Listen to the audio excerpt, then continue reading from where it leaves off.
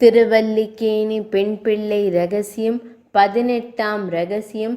சென்று வா என்றேனோ சுமித்திரை யாரைப் போலே. ஸ்ரீ ராமபிரானின் தந்தையான தசரத சக்கரவர்த்தியின் பட்டத்து ராணியர் மூவருள் தேவி சுமித்திரையே மிக்க அறிவாளி. எங்கோ பிறந்து ஊர் பெயர் தெரியாத ஒரு பணிப்பெண் பேச்சை கேட்டு அறிவிழந்து கைகேயி அன்னை உலகுக்கே உயிரான ஸ்ரீ ராமபிரானை காட்டிற்கு அனுப்ப துணிந்தாள். தேவி கௌசல்யை பிள்ளை பாசத்தினால் ஸ்ரீ ராமபிரானை தன்னால் ஆனவரை தடுத்து பார்த்தாள். அன்னை சுமித்ரா தேவியே ஸ்ரீ ராமபிரான் வனம் செல்வதை சரியாக புரிந்து கொண்டு இது தவிர்க்க முடியாததென்று உணர்ந்தவளாக காண்கிறாள்.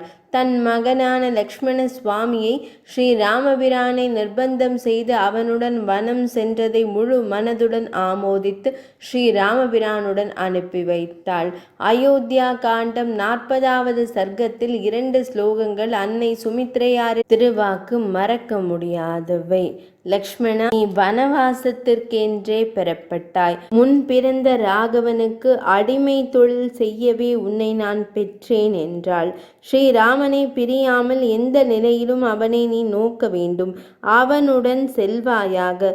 ஸ்ரீராமனை பின் செல்லும் போது அவன் அழகில் மயங்கி கைங்கரியத்தில் ஏமாறாதே. ஸ்ரீராமபிரானை தசரத சக்கரவர்த்தியாகவும் தேவி சீதையை நானாகவும் வனத்தை அயோத்தி மாநகராகவும் எண்ணி சுகமே சென்று வருவாயாக என்று கூறி அனுப்பினாள் அன்னை சுமித்திரை.